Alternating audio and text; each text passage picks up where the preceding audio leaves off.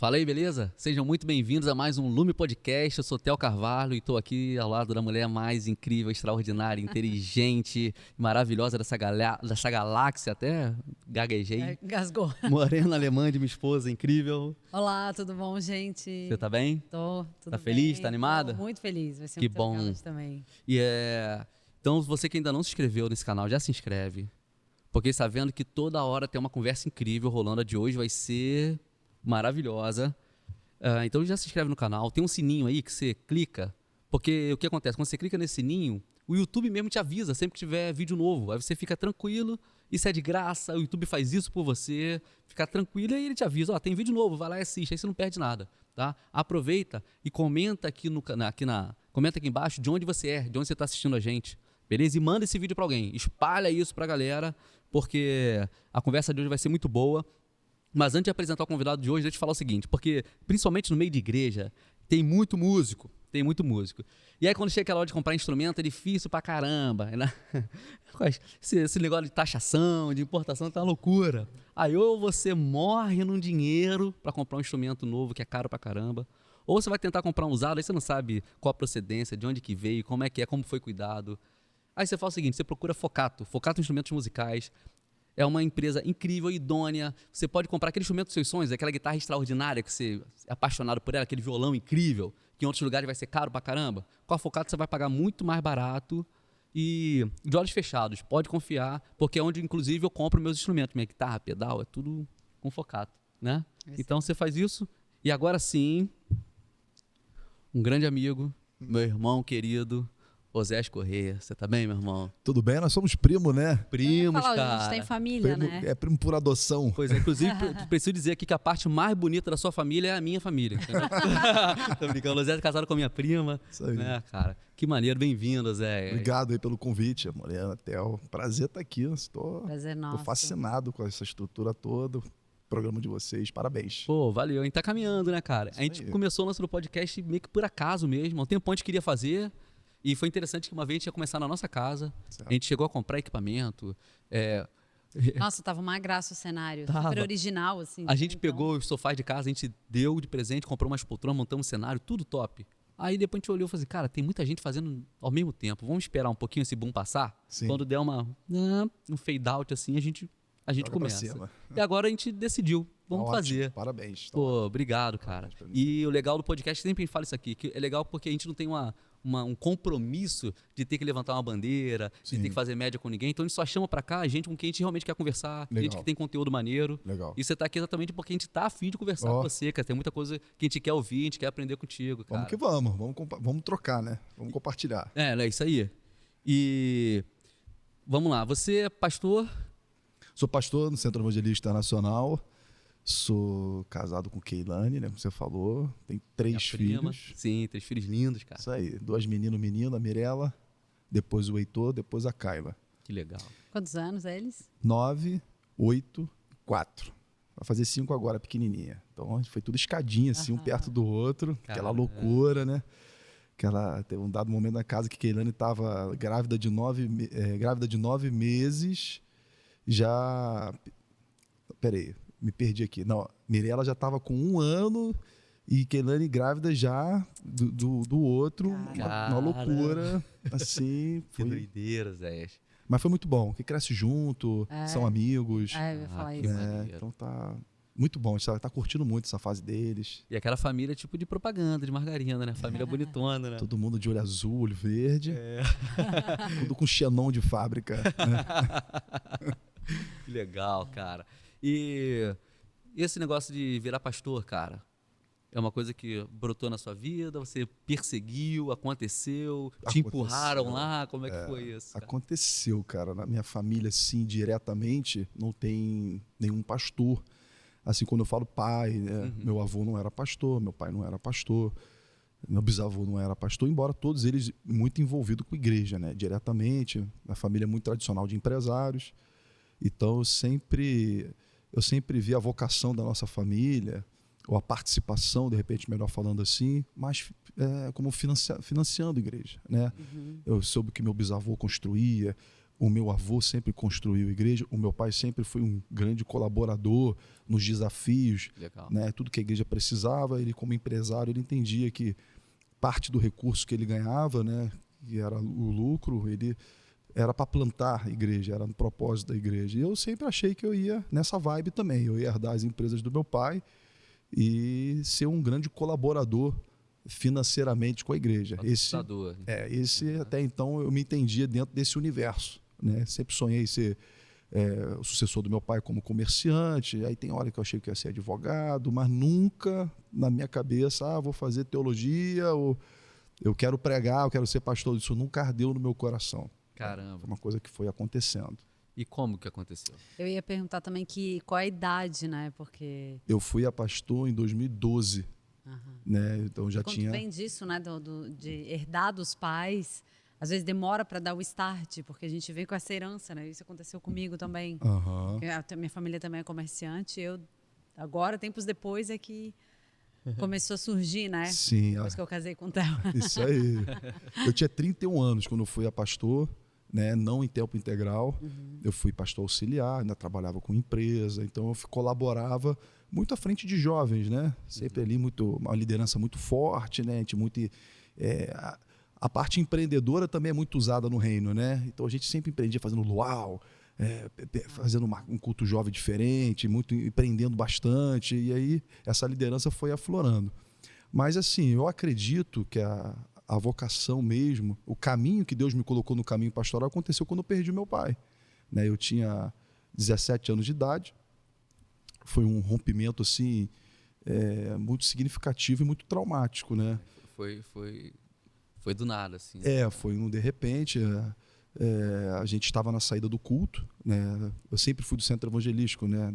Eu nasci nessa igreja. E no centro evangelístico, o estacionamento, ele é um sistema onde um carro prende o outro, né? Ao lado da igreja. Então acaba o culto, você tem que esperar alguém tirar o carro até chegar a sua vez de tirar o carro. E nisso fica todo mundo ali batendo papo, né? Você olha para o lado, tem 2 carros na tua frente ainda. E você está esperando a sua vez de chamar a família. Sempre foi assim. Acabava o culto, a gente ficava na lateral da igreja, batendo papo, esperando desocupar os carros até chegar a sua vez de sair. E nisso que a gente estava ali conversando, né? Eu ouvi um barulho de um motor acelerando muito alto. Um carro veio desgovernado, né? Atropelou assim... a mim, né? No caso eu caí por cima do capô e eu vi meu pai sendo sugado para debaixo do carro, assim. Doideira. E aí aquela cena assim de segundos, né? Isso dentro do estacionamento? No estacionamento da igreja, do lado da igreja. E quando eu dei conta que eu levantei, você olha, o carro ainda continuou com aquele giro muito alto, acelerando. Tinha uma rocha, né? Na igreja, tem muita pedra, né, na igreja naquele momento, e eu procuro meu pai, quando eu olho debaixo do carro, meu pai está debaixo do carro. Caramba. E aí quando eu corri para ver, a cena de horror, né? Meu pai tinha morrido na hora, e foi imprensado contra a pedra, e foi traumático para mim, porque eu olhava meu pai morto, né? Uma poça de sangue, e eu olhava para o lado e via a igreja. Né? Então causou uma confusão muito grande na minha cabeça, assim, né? Imagino. Porque até então aí você entra, tem assunto de teologia. Né? Como você vê que como teologia importa muito, porque nesse momento, quando você escuta muito só vitória, né? Quem tem promessa não morre, né? Essas coisas que em dado momento podem te ajudar, nesse momento elas te prejudicam. Sim. Né? Porque você começa a lembrar, peraí, mas foi pregado que, né, que quem é de Deus o maligno não toca. Dentro desse contexto, você sempre acha que tem uma blindagem, né? Que nada vai te acontecer. Meu pai era um cara corretíssimo, um cara que até hoje, o caráter dele, ele ecoa até hoje. Um homem muito sério, muito correto. Nunca vi meu pai assim gritando em casa, destratando. Cara, uma pessoa assim formidável. Claro, um homem falho, mas eu nunca... Se você falar, Zé, fala uma coisa que você viu no teu... Não tem, cara. É um cara incrível mesmo. E isso fez uma confusão muito grande na minha cabeça. Como assim? Como é que Deus permite um negócio desse não acontecer dentro da igreja, né? E quem atropelou meu pai foi o pastor da igreja. Caramba. E o que aconteceu? Ele teve algum problema? Eu nunca conversei sobre isso, né? Eu acredito que ele confundiu os pedais, o carro automático. Sim. Foi uma tragédia. Ninguém quis aquilo. Não foi uma coisa para se procurar culpados, né? Sim. Mas a gente acabou sofrendo aquilo. Meu pai era o grande mantenedor da casa. A gente caiu numa empresa de paraquedas. Meu pai já tinha uma empresa em movimento, uma empresa que sustentava a nossa casa. Eu estudava no Instituto Abel, ou seja, era um garoto totalmente despreparado, toda a nossa família completamente despreparada. E a gente agora cai de paraquedas numa empresa, tem que trabalhar, tem que pagar a folha de pagamento, fazer folha de pagamento, pagar fornecedor. Né? Para quem sabe empresa, você chega hoje numa empresa, você tem conta, você tem objetivo, você não pode parar aquilo, né? Dependendo do tamanho da empresa, contas altíssimas todos os dias, né? Tem que fazer dinheiro girar ali. São muitos desafios e a gente entra num cenário totalmente cru. Né? Cara, imagina essa loucura. Ao mesmo tempo, você perder seu pai dentro da igreja, então só isso aí já é uma loucura. Sim. E ao mesmo tempo uma empresa cair de paraquedas no seu colo e você tendo que gerir tudo aquilo. Meu irmão... Você era o único filho? Não, eu tinha uma irmã, um ano mais velha que eu. Então, na época, ela tinha 18, eu tinha 17 anos. Minha mãe, mas Menino, todo mundo... né? Todo mundo out de empresa, todo mundo assim... Eu não tinha ideia, meu irmão. Não sabia que era cheque. Eu não sabia de nada. Você foi para lá para entender como é que a coisa ia funcionar. Então, você vê, o resultado foi o pior possível. Em 2, 3 anos, a gente estava numa crise financeira assim, gigantesca, né? Caramba. A gente não conseguiu dar prosseguimento. Mas para não ficar uma história triste, né, no início, eu entendo que a partir desse fato iniciou-se um processo pastoral na minha vida. Que legal. Porque, de alguma forma, eu não seria mais o sucessor do meu pai, não teria essa responsabilidade, né? Porque o caminho natural era de ser parceiro em negócio, né? O pai, uma grande mente ali, né? O grande empresário, né? Ali preparando o filho para sucedê-lo de alguma forma. Mas com a ausência do meu pai, a incapacidade, a falta de experiência de gerir a empresa gerou essa lacuna na minha vida. Cara, o que eu sou? Eu não sei mais o que eu sou.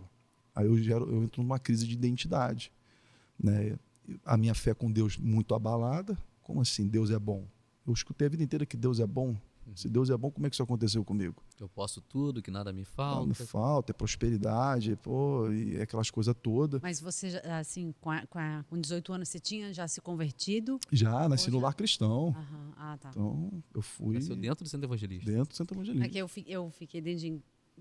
A minha mãe se converteu, eu tinha 8 anos, então eu frequentei até os meus 16. Sim. Mas eu só fui me converter mesmo, assim, ter contato com o Espírito Santo quando eu tinha 35, que houve minha conversão. Claro que o tempo que eu fiquei na igreja, dos 8 aos 16, fez toda a diferença depois para minha vida, né?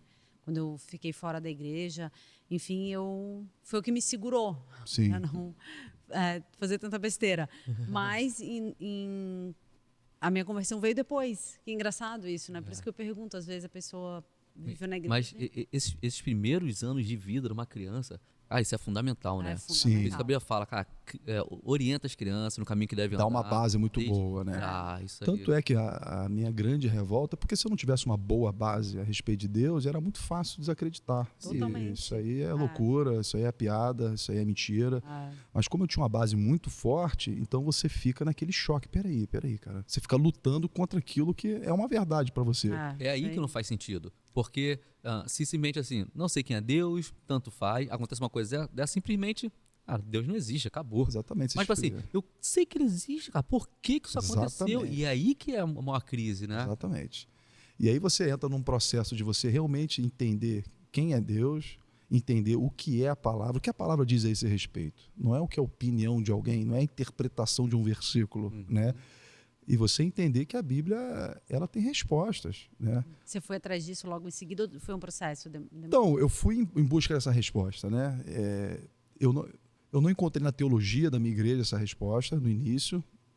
Era um ambiente muito voltado realmente para uma vida vitoriosa, uma vida próspera, né? Eu acho que é até um problema geral a igreja não abordar de forma... Não te preparar para o dia mal. Parece que a gente evita esse assunto, né? É melhor você motivar as pessoas dizendo que o dia bom está chegando. E é verdade, o dia bom vai chegar. Mas as tempestades também virão, né? E a palavra de Deus nos prepara para esses dois momentos. Porque o dia bom também estraga as pessoas, né? Israel se estragava em dia bom. prosperidade. Ai de vocês que estão dormindo na cama de marfim, que dão um dízimo 3 vezes ao dia, ou seja, prosperidade. Sim. Só que essa prosperidade está estragando vocês. Vocês estão perdendo a identidade de vocês, estão esquecendo quem vocês são. Vocês são o povo de Deus. E o dia mal também. O dia mal também, muitas das vezes, nos faz esquecer de Deus e murmuração, né? O pessoal no deserto murmurava e também não recebia de Deus o que era para receber. Então, tanto o dia bom quanto o dia mal são momentos perigosos que a igreja precisa abordar, né? Deus está no mais profundo abismo e Deus também está no mais alto das montanhas. Ele está com você. É isso aí. A presença dele está com você. Então eu fui atrás dessas respostas e eu descobri um pouco da teologia reformada, né?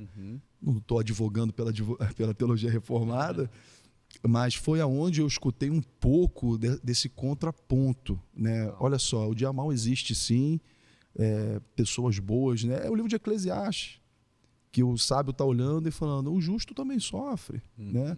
Pessoas boas também passam por dias maus e Deus continua sendo Deus e Deus é bom. Isso aí. Né? Vamos avançar, não vamos se relacionar de forma circunstancial, vamos se relacionar porque quem Ele é. Muito bom. E aí você vai nesse processo de amadurecimento. É uma briga com Deus o tempo inteiro, uma briga por respostas. Mas o bacana de Deus, e aí eu não quero construir uma teologia em cima disso, mas Deus me deu experiências de paternidade muito forte. Que legal. Mas muito forte mesmo. É uma questão de fé o que eu vou falar com você aqui. Eu vivi uma crise financeira muito grande mesmo, assim. Eu estava com as máquinas, eu trabalhava com lavanderia industrial. Meu pai fabricava roupa, confecção, jeans, aquelas coisas todas. E a gente estava sem grana nenhuma. Imagina você, empresário, sem crédito no banco, sem giro de caixa, sem fluxo financeiro, sem estoque. Cara, acabou. É doideira. Né? Acabou, vende o resto que tem e vai fazer outra coisa. Sim. E a gente estava nessa situação, sem grana, sem crédito, quase um leproso, né? As pessoas não querem nem te receber, porque sabem que você é um problema ambulante, né? Diferente de quando estava tudo bem. Diferente de quando está tudo bem, né? E aí, naquela revolta com Deus, cara, não é possível, cara, que a nossa vida acabou nisso, vai acabar nisso, cara. E você percebeu que realmente foi uma realidade para você? Nesse momento aí, algumas pessoas se afastaram? Com certeza, você é esquecido, né? Mas nesse momento também verdadeiros amigos nascem. Que legal. Né? Pessoas que se importam com você, pessoas que você hoje tem um leque no relacionamento nosso que a gente não imagina como são pessoas que gostam da gente. A gente só vai ver no dia mal. É isso, momento de crise, né? E tem gente que você fala, esse cara é parça. E na hora que você cai do cavalo, essa pessoa desaparece. E você, meu Deus do céu, o dia mal, ele traz clareza para quem é quem. Né? O sábio vai dizer, na angústia nasce o irmão. Né? Por isso que é importante se preparar para o dia mal. Porque dias maus mostram muitas coisas pra gente. Sim. E se a gente não estiver preparado, a gente sucumbe a um dia mal. Isso aí. Mas se a gente estiver preparado, a gente usa o dia mal para crescer. Para observar quem é quem, para observar portas que fecham, portas que abrem, que a gente não tinha nem visto. O dia mal vai ressignificar a nossa vida. É isso aí. Né? As nossas amizades, os nossos relacionamentos, os nossos amores, ressignifica tudo. Isso. Eu costumo dizer que dia mal não é dia de tomar decisão. Mas é dia de manter o que Deus tinha falado quando estava tudo bem. Sim. Porque quando está tudo bem é mais fácil, às vezes, ouvir. Está tudo em paz, não tem muito tumulto em volta. Pô, Deus falou, que legal. Aí quando chega a crise, se demora, a gente desespera. Meu Deus, onde é que está Deus? Opa, lembra? Deus falou? Sim. É igual Jesus na travessia do barco, né? Vamos para o outro lado. Isso aí. Havia tempestade, o pessoal desesperado. Jesus tinha falado, vamos para o outro lado, nós vamos para o outro lado. Isso né? aí. Então, dia mal, se você ouviu o que Jesus falou e guardou isso no coração, é hora... que Jesus falou que eu vou chegar no outro lado. Não estou vendo possibilidade, tempestade, está escuro, é caos. Vamos respirar fundo e vamos confiar no que ele falou. A gente amadurece nas adversidades, né? Eu lembro que eu passei por esse problema em casa. Mesmo isso, de ter empresa e enfim. E aí acontece um fato na minha família e acontece também uma crise, isso. E foi a primeira vez mesmo que eu passei por um perrengão na minha vida, porque até então era tudo muito bom. E aí foi difícil, porque até ali eu tive que amadurecer na marra também. E aí eu passei por aquilo de uma forma muito difícil, foi muito difícil mesmo. E aí quando veio um segundo problema na minha vida, eu já lidei diferente. Só que eu olhei para Deus. E eu olhei, cara, eu não tenho mais nada. A primeira já me levou a metade, agora a segunda está me levando o resto. Então agora eu só tenho Deus, só me sobrou Deus, só não, me sobrou tudo, né? Isso aí. E aí que eu vi que eu tinha ele, eu falei, cara, é nele que eu vou me focar. E aí a segunda já foi diferente. Foi a que eu mais sofri, mas foi a mais... que mudou totalmente a minha vida. Muito legal. E é por causa disso que eu tô aqui hoje. Que maneiro. É muito legal, Amém. né? Então a gente saber mesmo, passar por elas, É cara, isso de aí. mão dada com Deus e vamos Vai embora. definir. É isso aí. A tempestade vai definir, saber atravessar a tempestade vai definir o nosso destino. É isso literalmente. Literalmente. E aí, nesse momento de crise que eu tinha, aí foi uma coisa particular que Deus me deu. Para as pessoas que estão ouvindo a gente não achar que vai acontecer a mesma coisa com elas. Sim. Eu tive um sonho, assim. E a minha vida é muito marcada em sonhos, né? Legal. Eu acredito muito no sobrenatural. E Deus, assim, se revelou para mim em sonho de uma forma direta. Então, eu estava numa crise muito grande. E eu lembro que eu fui dormir, tipo assim, cara, acabou. A gente... Só sobrou a vergonha para nossa casa. Não tem mais nada. Só a vergonha. E eu tive um sonho. Eu entrava num escritório de madeira, como se fosse uma mesa dessa aqui. Eu sentava numa ponta, aí abriu uma porta do outro lado e meu pai sentava. Antes que as pessoas pensem que é um sonho espírita, não é um sonho espírita, mas foi um sonho com muita simbologia, né? Deus estava se apresentando como meu pai, na figura do meu pai. Que legal. Né? E eu sentava na mesa e meu pai falava assim, como é que estão as coisas? E eu falava, pai, acabou, pai, perdemos tudo, a gente está desesperado, não tem o que fazer. E ele falou assim para mim, ó, procura um homem chamado Assis na Trindade, que ele vai te ajudar. Levantou e foi embora. Caramba. Cara, eu acordei, mas sabe aquele sonho real, cara, que você vê detalhes do rosto do teu pai? Meu pai tinha um negocinho aqui, eu vi detalhes dele. E eu liguei para um funcionário antigo do meu pai, que nessa época a gente tinha mandado muita gente embora, a empresa estava ao fiasco. Eu liguei para ele, vou até dar nomes aqui para você ver coisa confirmada, o Kleber. Falei, Kleber, você conhece algum Assis da Trindade? Conheço. Cara, e você mesmo nem conhecia esse tal de Assis? Não sabia. Ah, que doideira. Aí eu falei, cara, tem como você me levar lá? Tem. Aí a gente marcou, fomos para lá, era uma fábrica de roupa enorme. Na época, o nome dessa fábrica era Canuche Jeans. Lembro. Lembra da Canuche Jeans? Uma fábrica enorme, era um Paraíba, o Assis, né? Eu não conhecia ele, não sabia quem ele era. Cheguei na fábrica, eu quero falar com o Assis. Ah, mas quem é você? Ah, fala que eu sou filho de Josué. Sabia o que falar? Cara, o cara me atendeu.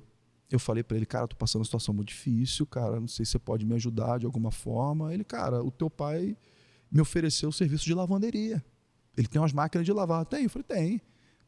Eu posso mandar roupa para você, você lava, entrega, eu pago para você. Pode ser? Pode. Maravilhoso. Ó, pode ir lá embaixo, carrega o carro lá e vai. Carreguei o carro, fui para a fábrica, peguei os caras lá, fez o processo na roupa, né? Entreguei, pum, me pagava na hora. Que legal. Eu já pegava o dinheirinho, já comprava mais um produto, pagava o negócio. Era que época isso? Isso foi, eu devia ter o quê? Uns 20 anos de idade. Ou seja, tem 23 anos atrás. Caramba. E era a maior fábrica ali, uma das maiores fábricas em São Gonçalo. São Gonçalo era o polo de roupa, né? Isso, Polo aí, da por isso moda. que eu perguntei que época era, porque tem uma época que era muito fodinho, essa confecção, É isso muita aí. confecção. E todo mundo que fabricou roupa conhece ele. Eu dou o nome, eu até escrevi um livro, eu citei ele nominalmente, cara, e ele sabe, né? Eu queria até procurar ele um dia, cara, para poder bater Mas ele um papo sabe do com ele. sonho? Não, eu não contei o sonho para ele, né? Nem depois. Nem depois. E aí eu comecei a trabalhar. Cara, as coisas foram entrando no lugar. A gente foi crescendo, a gente foi prosperando. E é engraçado que passou um tempo, eu não saberia dizer quanto tempo, eu tive o mesmo sonho. Que isso? O mesmo sonho. E meu pai fazia a mesma pergunta. E eu falava, pai, falei com o cara. E, cara, tá bombando agora. A dica foi maneira, né? Deu certo. Aí meu pai falou assim para mim, não fica na mão de um cliente só. Procura outros clientes, porque ele vai quebrar, ele vai falir. Que isso, Zé? Cara, eu acordei com aquilo, tipo assim, não imaginava nunca que aquela fábrica ia quebrar, porque tava assim, o cara era o cara, né? E por infelicidade, eu tenho muito respeito por ele, estou até citando aqui, todo mundo sabe que a fábrica dele fechou. Eu comecei a procurar outros clientes, porque para mim era muito cômodo.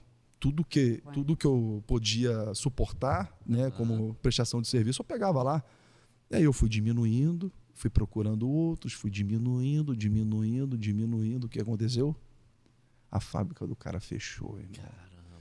E eu fui, assim, me reconciliando com Deus nessas experiências. Eu fui vendo o seguinte, Cara, isso é sobrenatural.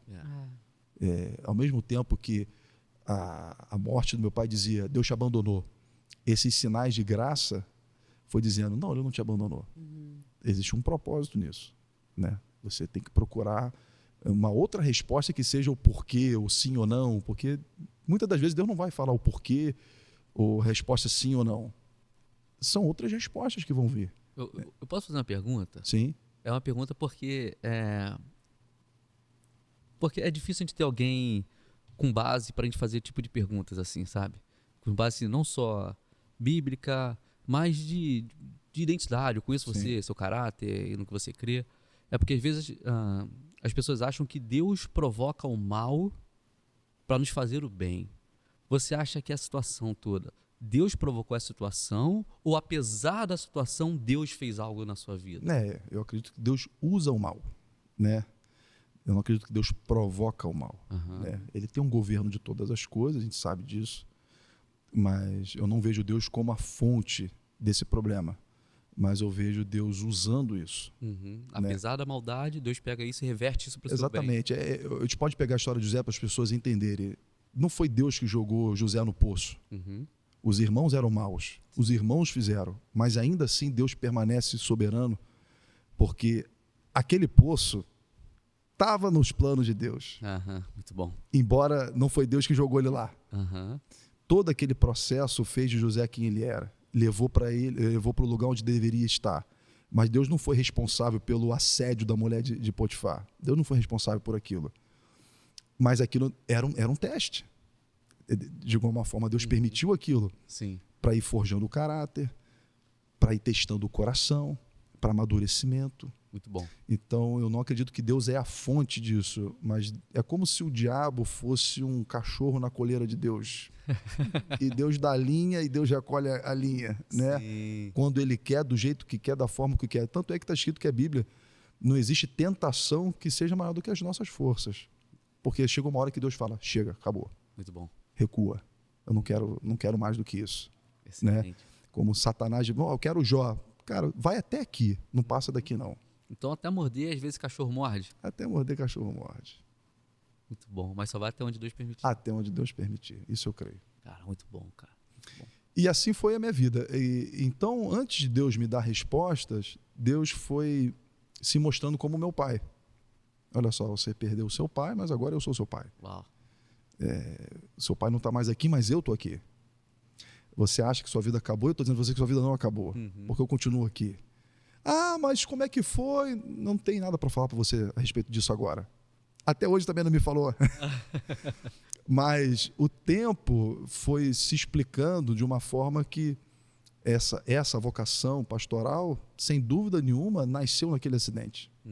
Que maneiro. Nasceu naquele acidente. Caramba. Eu não tenho dúvida hoje disso. Um tempo atrás, você poderia me perguntar, eu falar, não sei, aconteceu, mas hoje eu vejo que ali nasceu um pastor. E Deus começou a forjar. Legal. Pelas experiências, por essa busca de respostas, né? E aquilo foi me levando para um processo de amadurecimento. E quando realmente as coisas se acalmaram, eu tinha essa confiança muito grande, assim, cara, Deus é meu pai. Cara, aconteceu isso, Deus vai fazer alguma coisa, Deus vai me ajudar, né? E aí as crises começaram a ter um lugar diferente na minha vida. Não é mais aquele lugar tipo, acabou, vamos ser envergonhados, o que será de nós, a nossa vida não dá. Não, claro que dá, Deus está aí. E de alguma forma Deus vai transformar esse mal em bem. Né? Se você confiar, se você manter a sua fé, se você perseverar. Muito bom. Deus vai, isso eu creio, Deus vai reverter esse quadro. Né? Deus vai fazer algo novo. Deus não tem deserto não é lugar de moradia para ninguém. Isso aí. É lugar de passagem, de crescimento, de amadurecimento para um lugar que Ele tem para cada um de nós. Perfeito. É não olhar para a circunstância mesmo. Isso é clichê, né? Não olha para a circunstância, não olha para o problema. Mas às vezes fica olhando tanto, às vezes até orando. Senhor, me livra disso, mas só pensa nisso. Ao invés de olhar, Deus, e aí? Vamos para onde? O que eu faço? Né? Mas tudo, você vê que tudo na Bíblia, Deus quer imprimir no povo uma identidade. Ele chega para Abraão e diz, vocês não são, a partir de você vai ser uma nação escolhida. E o que Deus precisa trabalhar no coração dessa nação? Uma identidade, vocês são um povo separado. Através desse povo, Cristo vai vir. E Deus permite Nabucodonosor, permite a Síria, permite exílio, permite tudo para que esse povo não perca o quê? Identidade. Porque perdia dinheiro, perdia familiares, né? No exílio, pessoas eram mortas, patrimônios eram levados, saqueados. O povo ficava no pó, mas a única coisa que o povo não poderia perder, o que era? A identidade. Inclusive, foi isso que deixou o faraó preocupado, foi quando o povo começou a lembrar de quem ele era, da identidade dele. Exatamente. E falou, aumentem a carga, dá mais trabalho para eles, porque eles estão pensando muito, estão lembrando de quem eles são. Estão sonhando, né? Estão tendo esperança, né? Tira isso deles, isso bota a carga de trabalho para que eles não percam tempo lembrando de quem eles são, né? O povo de Deus com esperança é imparável. É isso aí. É imparável. É isso aí. O povo de Deus com esperança é imparável. É por isso que é perigoso, fica o mundo desabando na cabeça, às vezes é só o inferno se levantando pra gente esquecer de quem a gente é, pra gente ficar preocupado pensando em tanta coisa que eu tenho que resolver, tanto para ir amanhã, e essa ansiedade, e como vai ser. Exatamente. Cara, tem que lembrar de quem a gente é, né, cara? Exatamente. E eu acho que a grande temática hoje da nossa cultura é uma impressão de identidade. Eu acho que o príncipe desse século, né, Satanás, sim.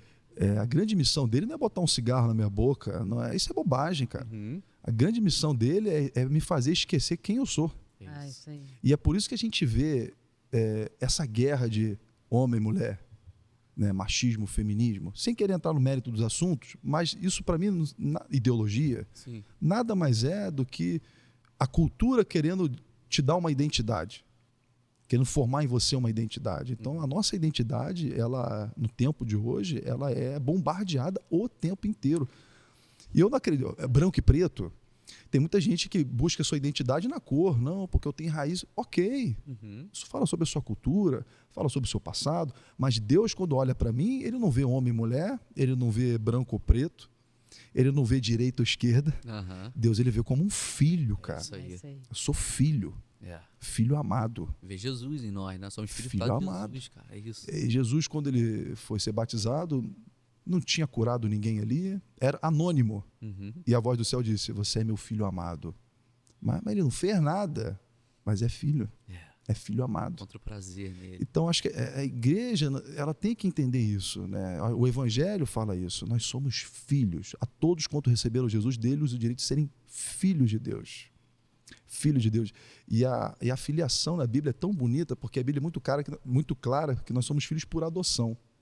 E para mim, a adoção, cara, é uma coisa tão bonita, porque alguém que não é responsável legal, que não deveria assumir, voluntariamente se apresenta e diz, a partir de hoje, eu sou responsável por você. Muito bom. Eu decidi te amar. Você tem o meu nome, você agora tem uma herança, porque você é o meu filho.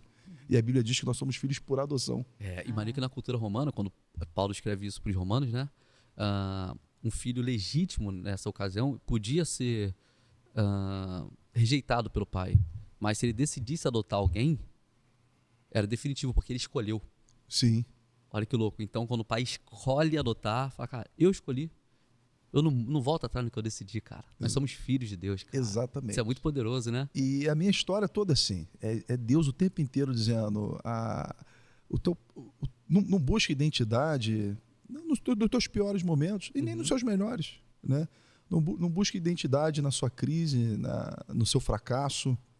As pessoas gostam de rotular, né? É incrível. Tá ali o divorciado. Tá ali a viúva. Tá ali o doente. Tá ali o quebrado, tá ali o falido, ou tá ali o milionário. Né? A gente é definido pela fama. Olha que loucura hoje. Hoje, quem são as celebridades nas redes sociais? É o cara que tem fama, é o cara que tem o primeiro milhão, é o cara... Essa é a identidade da cultura. Né? Fama, dinheiro, beleza. Muito seguidor, o cara tem um abdômen trincado e ele tem tanto... A partir do momento que ele perder aquele abdômen, as pessoas deixam de seguir, porque não tem mais interesse. Enquanto... Assim, Deus fala, eu vou estar com vocês todos os dias. É com você, não é com o seu abdômen trincado, não é com a quantidade de seus seguidores, não é com a sua conta bancária. Eu vou estar com você todos os dias. Muito bom. Essa impressão de identidade que o tempo inteiro eu preciso estar lembrando quem eu sou em Cristo Jesus. Cara, muito lindo. Na verdade, ele falando, assim, tá falando muito comigo, porque eu vejo muito meu testemunho, né? E eu fiquei 20 anos afastada. A pessoa que eu vou começar a chorar. E eu acho que depois que eu voltei, a minha maior dificuldade foi encontrar minha identidade. até hoje. E aí, aos poucos, eu tô assim, eu vejo Deus falando as coisas e eu me desapegando de coisas que é difícil, né? Você fica 20 anos afastado, depois para você voltar, foi uma desconstrução da tua imagem, né? Através das coisas que a gente viveu no mundo, muitas crises, enfim. E hoje eu vejo ele me ajudando a me olhar. Vou voltar para mim, até esse sábado as meninas estavam ministrando aqui na igreja e elas falaram, você tem muita coisa especial, né? Eu falei, eu tenho muita dificuldade de me olhar. Porque o mundo é problemático tu ficar tanto tempo. Sim. Porque a gente esquece quem a gente é. Sim. E agora resgatar. Essa tem sido o meu maior desafio. A minha identidade. E até uma vez eu falei aqui para um convidado, eu estar aqui falando na mesa é uma ruptura que eu tento fazer, porque eu não era essa pessoa tímida entre aspas, né? Mas quando tem uma câmera, eu acabo me fechando, eu não era assim. Sim. E eu fiquei. Então, hoje eu estou tentando desconstruir, vindo aqui para sair desse lugar, sabe? De tentar, através do Espírito Santo, me encorajando. Legal. Né? E desafios que a gente tem que passar e sair, porque essa não sou eu. Essa sou eu agora, mas a do passado não sou mais eu. E é legal porque a gente... Essa questão de que o Espírito Santo faz em nós, às vezes, coloca a pessoa numa situação de passividade, esperando que Deus vai te colocar aí numa situação, né? Não, ele fica no seu coração, na sua mente, gritando, cara, você é meu filho, é isso. Mas assumir essa posição no sentido prático de autoridade depende muito da gente, né? Sim. Levantar e falar, não, cara, eu acredito em quem eu sou. Sim. Porque não basta a gente ficar orando, eu oro, Deus, assim, Deus me ajuda a me enxergar como você me vê. Me ajuda a me perceber como eu sou, me dá autoridade. E não adianta eu ficar sempre orando por isso se eu não me boto a desafiar. Sim. Eu falei um cara da situação meio que falou de, assim, é um desafio estar aqui, mas estou aqui. Isso, Sim. Né? Isso. Exatamente. É muito maneiro, cara. E outra coisa bacana que completa a coisa da identidade é que a gente vai para uma outra temática de que, ok, a cultura também tem uma identidade, mas ela preza muito pela individualidade. Né? A cultura vê o indivíduo. Só quando você vai para a Bíblia diz que nós fomos criados à imagem e semelhança de Deus. E Deus não é um indivíduo, Deus é uma pessoa, mas é uma pessoa trina. Né? Deus Pai, Filho e Espírito Santo. Olha que loucura, olha a viagem. Teve um momento da eternidade que nada havia sido criado, só havia a Trindade. Então, muito carro tem adesivo assim, Deus é poder, mas Deus como fonte primária não é poder. Deus como fonte primária é amor. Muito bom. Porque quando nada existia, havia um relacionamento perfeito entre Pai, Filho e Espírito Santo. Ou seja, quando nada existia, não tinha um anjo, Deus não fez nenhuma manifestação de poder, mas o amor já existia, porque Deus é trino. Então, quando em Gênesis Deus diz, façamos, né, e a palavra está no plural, façamos o homem a nossa imagem e semelhança, necessariamente ele vai criar uma comunidade. Cara, e posso falar uma coisa aqui? Você está falando isso aí, estou viajando nisso aí. Cara, isso é muito poderoso. O Deus, nada havia e Deus, né, gera um, Pai, Filho e Espírito Santo. E foi nesse momento em que nada havia, segundo Efésios 1, em que o Pai nos planejou.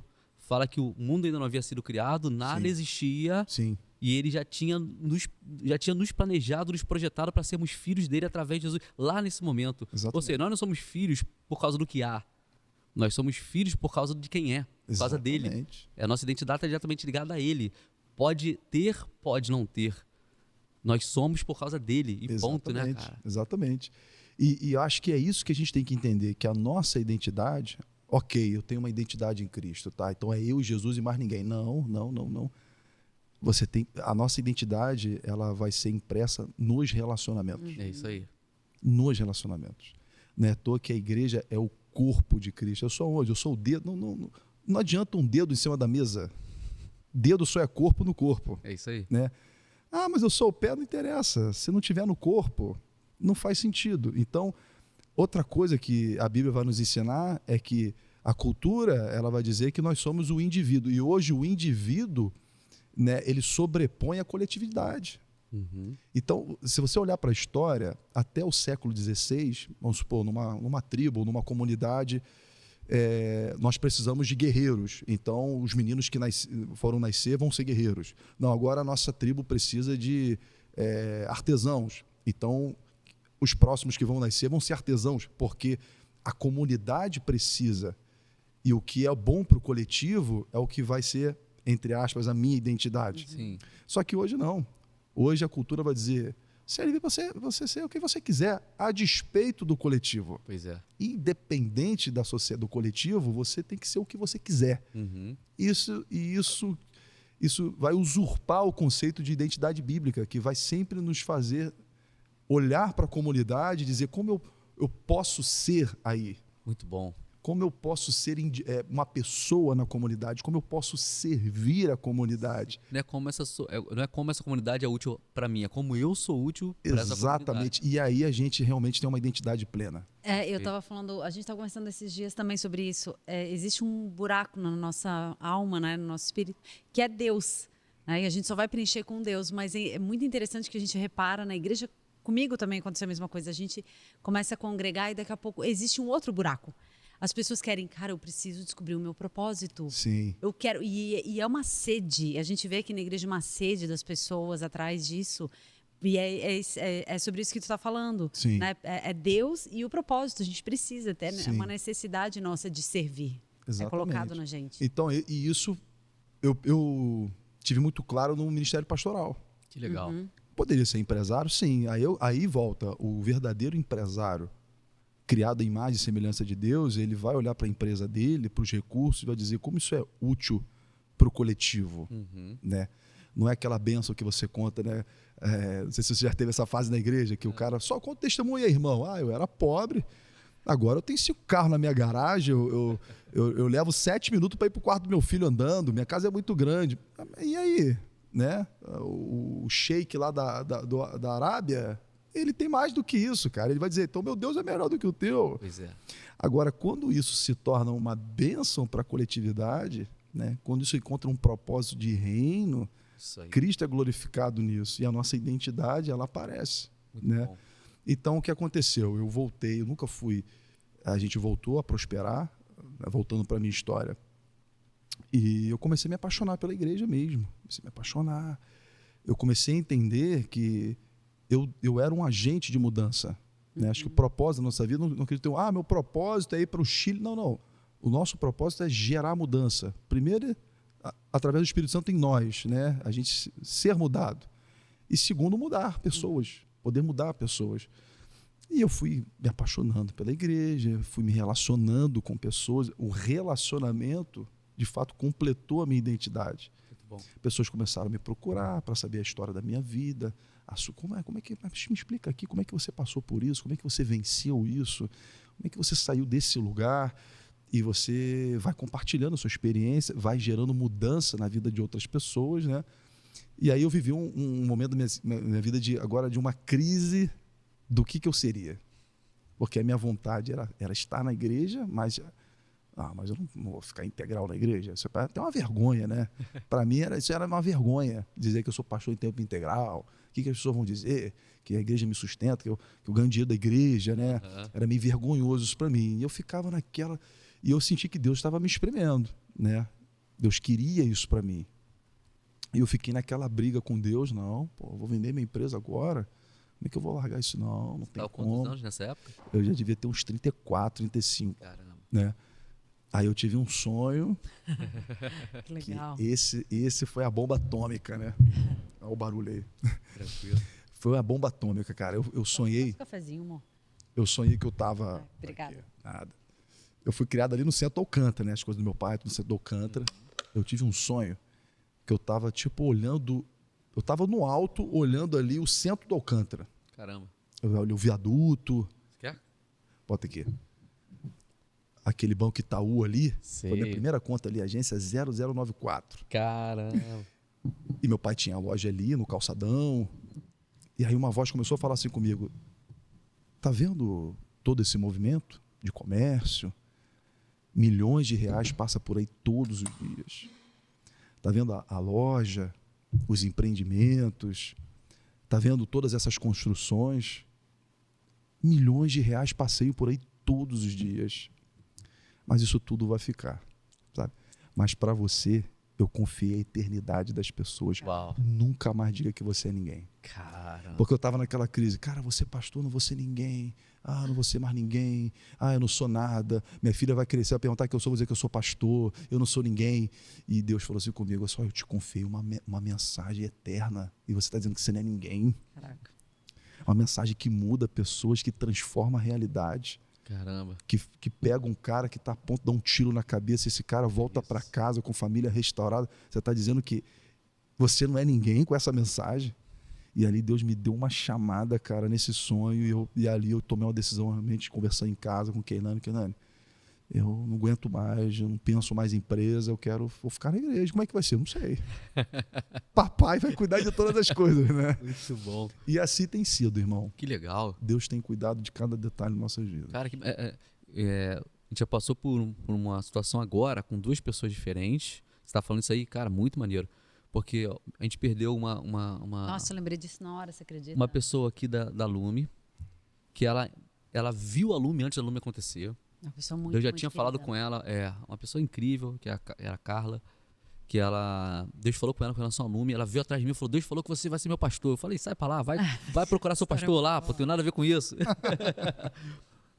É uma pessoa incrível, muito importante pra gente aqui. E aí ela faleceu esses dias. E aí interessante foi que no momento lá do velório dela e tal, eu fiz questão de ir de grupinho em grupinho, querendo saber, porque tinha muita gente. Eu falei, quem são essas pessoas, pô? Uma galera que eu não conhecia. A galera da igreja em peso lá, inclusive a galera invadiu o hospital antes dela falecer, tava todo mundo lá lotado no quarto dela, junto com ela. Mas no momento ali também tinha muita gente que eu não sabia quem era. Falei, cara, quem são essas pessoas? Eu fui de grupinho em grupinho ouvindo as histórias. E todas as histórias ali, nenhuma história era sobre quanto de dinheiro a Carla tinha ou não tinha, quantos imóveis ela tinha ou não tinha. Era tudo sobre, cara, como ela mudou a minha vida. Olha que bacana. Como ela tocou na minha vida, como ela mudou a minha história. Graças a ela, eu entrei na igreja. Isso, eu morava na rua, eu tinha problema com dependência química. Tipo assim, no final das contas, não é sobre o que a gente tem ou sobre o nosso título, é sobre quantas pessoas a gente foi capaz de transformar ao longo da nossa vida. Acho que esse é o tesouro. E é né? eterno, né? Porque essa vida muda outra que é outra e é eterno. É isso aí. É um legado que não acaba. Quando você morre, quando tem muito dinheiro, dá briga ainda de família. Né? Pois é. Vai estragar Pois família, relacionamentos, a diferença, né? E em contrapartida, ao mesmo tempo, um amigo meu também, muito bem sucedido, você olha assim, a vida incrível, a vida perfeita, e não tem nada de errado nisso, muita grana, uma família linda, maravilhosa, pessoas íntegras, assim, de Deus, mas com um chamado muito forte e que ficou de lado enquanto ele estava nessa fase de construir vida. Aí você olha para a vida dele assim, cara, tudo perfeito. Só que ele olhou para mim e falou, caramba, Theo, eu tô numa crise aqui que eu tô olhando, tô com, não lembro, 36, 37 anos, 35, não lembro, tem 30 e poucos anos, acho mais ou menos a fase que você tinha nessa época aí. Ele falou, cara, eu tô vendo aqui e eu não fiz nada com a minha vida, eu não construí nada. Ou seja, aparentemente, a vida perfeita, a casa dos sonhos, a família de propaganda de televisão. Sim. Mas ele falou, cara, eu não fiz nada. Eu preciso gastar a minha vida para Deus. Eu preciso gastar a minha vida agora com as pessoas. Acho que isso tem a ver quando o escritor de Hebreus fala que Deus abala céus e terra, de forma que tudo venha a ruir e permaneça só o que é inabalável. O reino é inabalável. Todo o resto é só resto, né, cara? Sim, verdade. Cara, muito bom isso. É verdade. Existe algo que se recusa a ser sepultado, cara, que é um legado, né? É isso aí. O caráter de uma pessoa, isso não é sepultado. Isso fica na memória, fica na pessoa. Isso aí. Né? E é isso, Jesus. Nunca construiu uma casa, nunca viajou, acho que mais do que 100 quilômetros da cidade onde nasceu. Bilhões de pessoas, cara, foram impactadas com a vida de um cara, para a nossa sociedade hoje, pobre, né? Cara pobre, nunca juntou dinheiro, nunca viajou mais do que 100 quilômetros ali na cidade onde nasceu. Ou seja, o retrato do fracasso pra gente. Né? Mas a gente eu conheço um cara que morreu sem nada, sem filho, que nunca construiu uma casa, que nunca pegou numa espada. Traído pelos mais próximos. Pelo mais próximo, nunca foi para uma batalha, não é um guerreiro, né? Mas o que esse cara é? Pregou o amor. Esse cara é um falido. Não, rapaz, o cara é... Tem um livro que se chama Who is Bigger? Né? Meu inglês aqui é horrível, né? E ele começa a dizer assim, isso foi escrito por não sei dizer a biografia das pessoas, mas são pessoas não cristãs. Tá. Um dos caras do Google aí escreveu, e eles começam a estudar as maiores figuras, os maiores líderes da história. Eu não saberia dizer o ranking certinho, mas eu lembro que ele fala de Napoleão Bonaparte, fala Benjamin Franklin, se eu não me engano, fala de umas figuras assim, Alexandre o Grande. Maneiro. Né? E quem está em primeiro de todos? Jesus. Sério, cara? Jesus. A figura, o líder mais influente de toda a história. Que maneiro. O cara mais sensacional, nunca pegou numa espada, nunca teve 1 metro quadrado de terra, nunca teve uma escritura no nome dele, nunca liderou um exército. O que esse cara fez, irmão, para ficar em primeiro lugar? Serviu pessoas.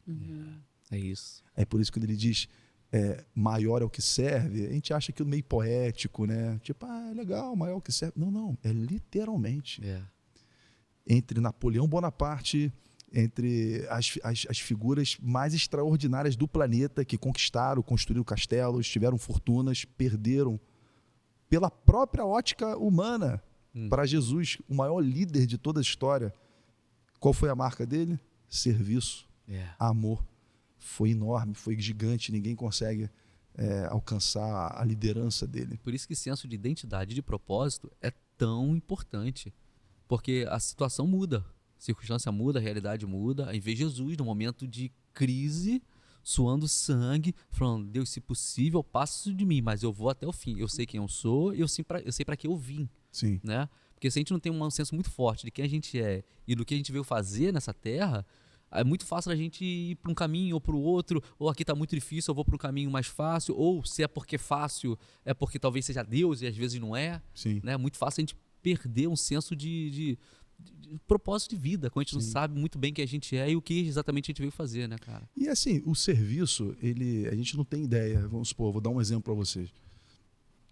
Eu conheci uma senhora e falou: poxa, meu filho gostou da tua palavra, é diferente, mas ele não quer vir para a igreja, você não se conecta com ele lá, não? Eu falei: tá, vai lá segunda-feira no trabalho. Uma senhora muito próspera, né, tal, uma empresa muito grande. Aí eu me conectei com o filho dela, ele gostou da mensagem, talvez porque é jovem, né, diferente, estava acostumado naquela igreja que é uma coisa mais religiosa. Sim. Ele: cara, gostei demais da tua palavra, diferente. Aí eu falei: cara, eu venho aqui umas 5 segunda-feira te ensinar a Bíblia, quer? Ah, eu quero. E aí eu fui lá ensinando, cara, o cara se batizou, o cara ficou crente. Caramba. E ele veio até a falecer, esse garoto, teve um infarto, cara, assim, teve até um propósito assim, de salvação na vida dele. E aí eu fui pro Rocha, lembra? Fui pra igreja do Rocha. Lembro. Pô, fui pra igreja em frente à favela, a igreja... Você fez uma revolução. Pois lá, a igreja, cara. igreja sem condição nenhuma. E eu falei: caraca, Deus, como é que eu vou fazer alguma coisa aqui, cara? Assim, tem recurso, a igreja tem nada. Aí quando eu fui pro Rocha, a senhora me liga: quero falar com você. Ah, eu vi que você tá lá. Como é que eu posso te ajudar? O que você precisa? Legal. Ah, a gente tem esse projeto. Tá tudo comigo. Que barato. Mas o que eu fiz? Eu não fui lá apresentar nada. Lá atrás eu fui servir o filho dela. Muito legal. Lá atrás eu fui servir o dela. Aí um amigo meu nos Estados Unidos mandou uma mensagem para mim: pô, tô vendo você aí numa igreja, desafio. O que você tá precisando? Ah, tô precisando disso. Toma. O que eu fiz para ele? Lá atrás, quando ele estava lá atrás, eu caminhei com ele, falei de Jesus para ele, servi ele, andava com ele. E aí você começa a ver, tipo assim, muitas vezes tem muita gente assim: pô, as portas não se abrem para mim, poxa, eu estou num veneno aqui, pô, Deus. E Deus está falando: serve, irmão. É isso aí. Começa a servir pessoas. A gente tem batido nessa tecla muito aqui. É. É servindo que a gente descobre os nossos dons. É isso. Né? Nosso propósito. Servindo, as portas se abrem. Não estou dizendo para as pessoas sirva para ganhar coisa, não é isso. Mas assim, o maior é o que serve. Isso aí. É o que está escrito. Inclusive nessa época aí, no meio da pandemia, foi uma loucura, lembra? Uma loucura. Foi Eu 2020, fecha tudo. Foi. Todo mundo em casa e a gente lá, meu irmão. Isso aí. Eu lembro que, olha que louco isso aqui. Não tinha rolado lockdown ainda aqui no Brasil. Sérgio Ponce, nos Estados Unidos, me liga: meu irmão, tô começando a fechar tudo aqui, cara. E se estão fechando aqui, vai dar ruim aí, vai fechar tudo aí. E eu tô preocupado com a galera aí. Ele falou isso: tô preocupado com as pessoas aí no Brasil, cara. Pô, a galera vive da informalidade, muita gente na rua, comércio, depende do dia a dia. Cara, o que os caras vão comer, pô? E aí falamos: vamos começar a arrecadar alimento. E aí, cara, eu lembro que eu fui pra internet. Cara, preciso de alimento. Ou dou alimento, ou dou dinheiro, tem uma conta aqui, deixei uma conta reservada para isso. E foi uma coisa que a gente falou: legal, acho que de repente umas umas 50 famílias a gente vai conseguir ajudar. Cara, foram mais de 2.000 famílias ajudadas com cesta básica. Que legal. Isso mesmo. A gente começou a arrecadar, não lembra? Tinha um monte. Você mandou muito pra gente, cara. Foi, o Zé lá fazendo um trabalho lá. Eu falei, o Zé, tem comida aqui, meu irmão. Toma, cara. E mandamos pra ele. Dava direto. Entramos em um monte de comunidade. Foi muito poderoso. Mas é isso, é questão de a gente querer servir as pessoas. Exatamente. Né? E a igreja, nessa época, tinha poucas pessoas. Eu estava começando lá. Eu comecei em agosto de 2019. Em março, fecha tudo. A igreja, quando voltou com mais de 300 pessoas, cara. Caramba, que legal. é isso. Sabe aquela coisa assim, cara, de onde é esse povo, cara? Quem são essas pessoas que chegaram aqui? Porque a igreja não parava, servindo. A pessoa batia na porta da igreja, a gente fundou o restaurante Graça, né? Servia almoço todo dia, de segunda a sexta, dando almoço na porta da igreja, apadrinhamento de criança. Cara, era assim, vamos apadrinhar quantas crianças? Eu falei, irmão, a gente tem que apadrinhar todas as crianças da comunidade. Pô, mas isso é maluquice, pastor, você é louco. Eu falei, cara, como é que a gente vai dar para 50? Vai dar só para crente? Como é que a gente vai fazer esse critério? Quem não é crente não ganha, quem é crente ganha. As 50 primeira. Meu irmão, vamos abrir a lista, meu irmão. Nosso Deus é o dono da ouro e da prata, meu irmão. Abriu a lista, 400 crianças na lista. Caraca. Aí os caras, e agora, pastor, como é que resolve essa bomba? Vamos para a internet, vamos ligar para os amigos. Irmão, Natal, a gente dava blusa, roupa completa, com sapato, com caixa de bombom, para 400 crianças, cara. Aí você fala assim, como? Não sei. Que maneiro. Deus faz. Nunca fizemos conta. A gente nunca olhou para a caixa, cara. Mas aí eu acho que quando a gente faz, sabe aquele versículo, tudo que você pedir em meu nome, conforme a vontade do meu Pai, para a glória do meu Pai, eu vou fazer. É isso aí. E as pessoas precisam ver também a gente se movimentando. Sim. Né? Eu não lembro quem falou isso, eu vi isso uma vez, ou li, eu não lembro. Que se você está com o seu carro parado na estrada, está enguiçado, o seu capô está aberto, você está parado ali. As pessoas passam, elas vêm e elas passam. Mas se elas te veem empurrando o carro, elas vão parar para te ajudar a empurrar. É verdade. Então, o que move as pessoas a te ajudar não é simplesmente o seu problema, mas é ver você agindo com relação ao problema. Você vai ter ajuda. É verdade. Então, a sua comunidade, as pessoas podem ter um problema. E não adianta falar, pô, tem um problema, preciso de ajuda. Não, mas quando as pessoas veem você fazendo, vai ter recurso. Acho que tem a ver até com a parábola que Jesus fala lá dos talentos, né? Que quando a gente é fiel no pouco que está na nossa mão, sim, Deus vai confiando mais coisas a gente. sobre o muito, né? Exatamente. Então, isso foi um aprendizado muito grande lá. Servir pessoas. Cara, a igreja cresceu como? Servindo pessoas. Servindo pessoas. Que legal. Eu acredito que se a gente ficasse naquela, irmãos, quero botar aquilo. Eu acho que tem nada de errado você botar um bom som, botar um mecanismo de. Não tem nada de errado. Sim. Mas não é isso que vai abrir porta. Nessa necessidade que. Tem gente que faz oferta da igreja. Ah, gente, tá com a conta atrasada. Cara, meu irmão, está com um desafio aqui de servir, cara. A gente tem que abençoar mais pessoas. A gente tem que ir lá. E as pessoas vão. Muito bom, cara. Deus abre portas, sim, eu acredito. Não pela necessidade, mas pelo serviço. Que maneiro. Pelo serviço. E eu lembro que lá no Rocha foi uma revolução que você fez. Mas foi assim, uma coisa absurda, incrível. Rocha é um bairro em... É um bairro em São Gonçalo. Porque ela veio de Florianópolis, ela não conhece ainda muito. Não, nada. Ela chegou aqui no meio quando ela chegou no Rio, veio o lockdown, né? E aí... Essa semana que ela foi conhecer Búzios, que ela achava que era lenda urbana, eu que não falava existia. que era lenda urbana. Aí só ouvia falar. Tem um monte de coisa daqui que ela não conhece ainda, né? Mas o Zé revolucionou aquela igreja. Eu lembro assim dos comentários, e várias pessoas que eu conheço foram pra lá. Sim. Falaram, pô, eu tô lá na igreja do Rocha. Falei, cara, que maneiro, é isso, pô, fica aí. É uma galera muito boa, né, cara? Assim, Deus juntou um time. Quando eu fui para lá, a igreja era muito tradicional. Pra você ter ideia, eu fui num culto durante a semana na igreja que eu assumi lá. O pessoal dava 7 voltas no meio do culto. Caraca, meu irmão, como é que eu vou ser pastor aqui, meu irmão? Mas, e o povo era um povo muito bom. São Gonçalo, a galera pega firme para trabalho, né? Pega a galera do trampo mesmo. E foi chegando gente. Aqui na Lume, né? A gente tem uma galera aqui de São Gonçalo, de Maricá, tem gente a galera que trabalha. Quando são eles para vir ajudar a gente aqui, é grande, né? Sim. Aqui, tem muita grama, eles vêm em peso. É a isso coisa aí. mais linda. É isso aí. É essa galera que tava lá, irmão. Não tinha dia e noite, meu irmão. E a gente fez uma obra gigantesca na igreja, cara. A gente tinha um profissional pago só, o resto era tudo voluntário. Caramba. A galera ajudando, chegando junto, trabalhando. Foi uma revolução mesmo. Que maneiro. E não precisou ameaçar ninguém de que ia pro inferno, se ajudasse, não. Nem riqueza, nem pobreza. É mesmo, cara, que benção. Foi só o serviço, como eu te falei. É por isso que a verdade, cara, é suficiente, né, cara? Fala a verdade, ó, a situação é essa aqui, queremos Sim. fazer isso aqui, e aí? Com quem eu posso contar? É isso, pô. Exato. Não, A galera sonhou junto. Quando é junto, quando o sonho é junto, quando o sonho é de um, esse um vai ter que vender para uma pessoa de alguma forma. Isso e hoje ganância vende bonito, né? Pois é. Ganância ou medo, né? É. Ou você dá para ganhar muito, ou se você não der aqui, vai dar na farmácia. Aí o cara, pelo amor de Deus, meu amor, eu quero dar, né? Mas se a gente estimular a generosidade, Isso aí. né? O coração generoso, o sábio Salomão vai dizer, o generoso sempre prosperará. Quem dá alívio às pessoas, alívio receberá. Né? São sementes que a gente planta e a gente colhe. Né? Então, esse é o poder da oferta. Uau, muito bom, cara. Acredito muito. E Osés, tem uma situação que é a seguinte, cara. Eu queria que você imaginasse uma coisa comigo. Imagina que o que você disser agora nesse microfone seu aí, todas as pessoas vão ouvir do mundo inteiro. Pessoas do passado, pessoas do presente, pessoas do futuro. Todo mundo vai ouvir o que você vai dizer agora. Só que tem uma questão, que nada é tão bom assim, né? Só pode dizer uma única coisa. O que você tem pra dizer, cara? Escolhe a vida. Escolhe a vida. Escolhe a vida. Uau. Melhor do que coisas. Melhor do que coisas. Muito bom. O Antigo Testamento era sempre assim, os líderes, né? Escolhe vocês o que vocês querem. Escolhe a vida. Escolhem a vida. E para mim, hoje, eu escolhi a vida, entendeu? Escolhi viver os sonhos de Deus na minha vida. Então, na vida a gente vai fazer escolhas. Você pode escolher o fracasso, você pode escolher aquela crise, você pode escolher ser... Não, escolhe a vida, cara. Escolhe a esperança. Né? Escolhe aquilo que Deus já te deu, né? O caminho de Deus.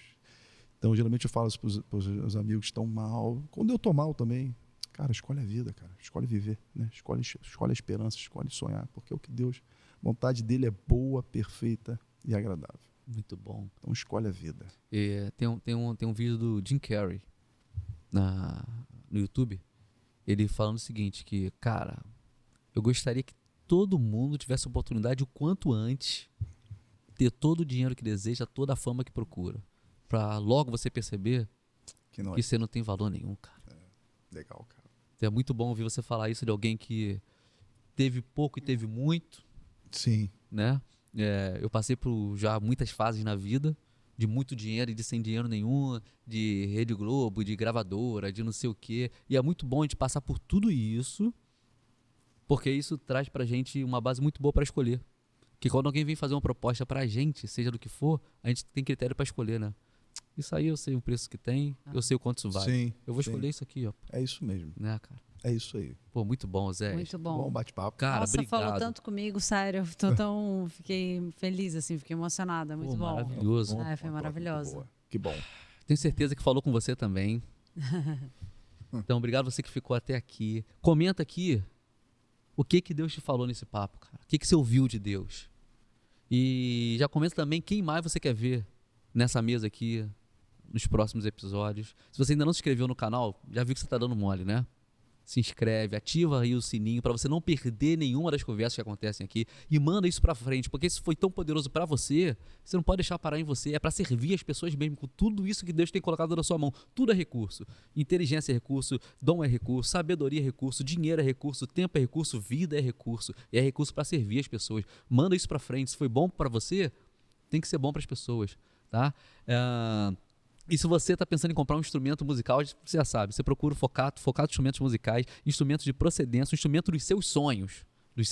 Sabe aquele top que você sonha, que você imagina aquela guitarra maravilhosa, aquele violão que você fala, meu Deus, só artista top que tem. Então, lá você vai conseguir de procedência com preço bom pra caramba. É isso, até a próxima. Deus é bom pra caramba. Tchau.